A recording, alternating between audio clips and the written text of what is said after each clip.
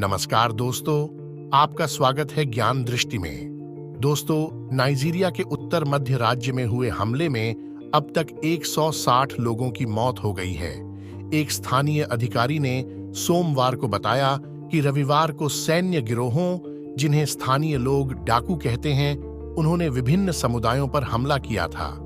इस हमले में अब तक 160 लोग मारे जा चुके हैं। वहीं 300 से ज्यादा लोग घायल हैं, जिनका अस्पताल में इलाज किया जा रहा है।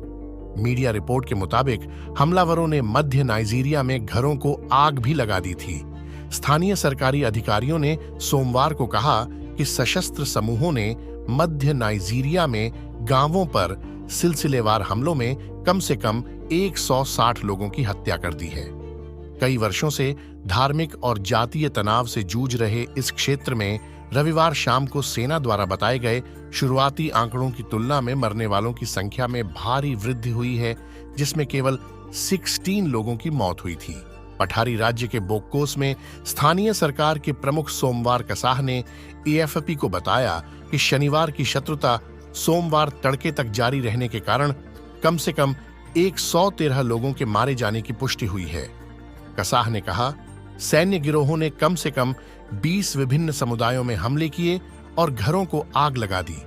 उन्होंने कहा कि हमें 300 से अधिक घायल लोग मिले, जिन्हें बोक्कोस, जोस और बार्किन लाड़ी के अस्पतालों में रेफर किया गया है, जहां उनका इलाज चल रहा है। स्थानीय रेड क्रॉस के एक अनंतिम टोल ने बोक्कोस क्षेत्र के 18 गांवों में 104 लोगों की मौत की सूचना दी। राज्य संसद के सदस्य डिक्सन चोलोम के अनुसार बार्किन लाड़ी क्षेत्र के कई गांवों में भी कम से कम 50 लोगों के मारे जाने की सूचना है। उन्होंने हमलों की निंदा की और सुरक्षा बलों से त्वरित कार्रवाई करने का आह्वान किया। चोलोम ने कहा कि हम मौत के इन सौदागरों की रणनीति के आगे नहीं झुकेंगे। हम न्याय और स्थायी शांति की खोज में एकजुट हैं।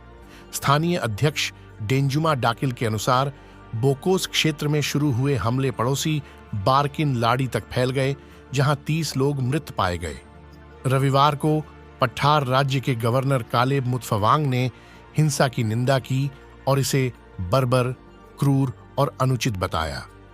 गवर्नर के प्रवक्ता ग्यांग बेरे ने कहा कि निर्दोष नागरिकों के खिलाफ चल रहे हमलों को रोकने के लिए सरकार द्वारा सक्रिय कदम उठाए जाएंगे। क्षेत्र के एक सूत्र के अनुसार सोमवार दोपहर को भी गोलियों की आवाज सुनी जा सकती थी, जो नाइजीरिया के ज्यादातर मुस्लिम उत्तर और मुख्य रूप से ईसाई दक्षिण के बीच विभाजन रेखा पर है। मुशु गांव के निवासी मार्कस अमोरुडू ने कहा कि जब गोलियां चलीं तो लोग सो रहे थे। उन्होंने बताया कि हम डरे हुए थे क्योंकि हम हमले की उम्मीद नहीं कर रहे थे। लोग छिप गए, लेकिन हमलावरों ने हम में से कई लोगों को पकड़ लिया, कुछ मारे गए, अन्य घायल हो गए। एमनेस्टी इंटरनेशनल ने हमलों के मद्देनजर सरकार की आलोचना करते हुए कहा कि नाइजीरियाई अधिकारी पठार राज्य के ग्रामीण समुदायों पर लगातार घातक हमलों को रोकने में विफल रहे हैं।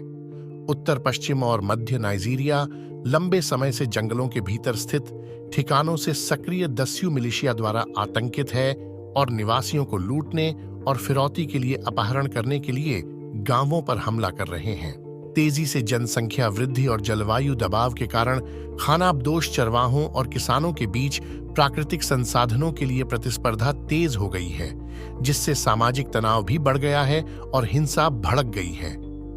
2009 से पूर्वोत्तर नाइजीरिया में जिहादी संघर्ष भड़का हुआ है, जिसमें हजारों लोग मारे गए और लगभग 20 लाख लोग विस्थापित हुए हैं, क्योंकि बोको हराम इस्लामिक स्टेट समूह से जुड़े प्रतिद्वंद्वियों के साथ वर्चस्व की लड़ाई लड़ रहा है। दोस्तों, आपका क्या कहना है इस बारे में? कमेंट में जरूर बताएं। मिलते हैं किसी और ऐसे ही जानकारी के साथ। तब तक के लिए नमस्कार।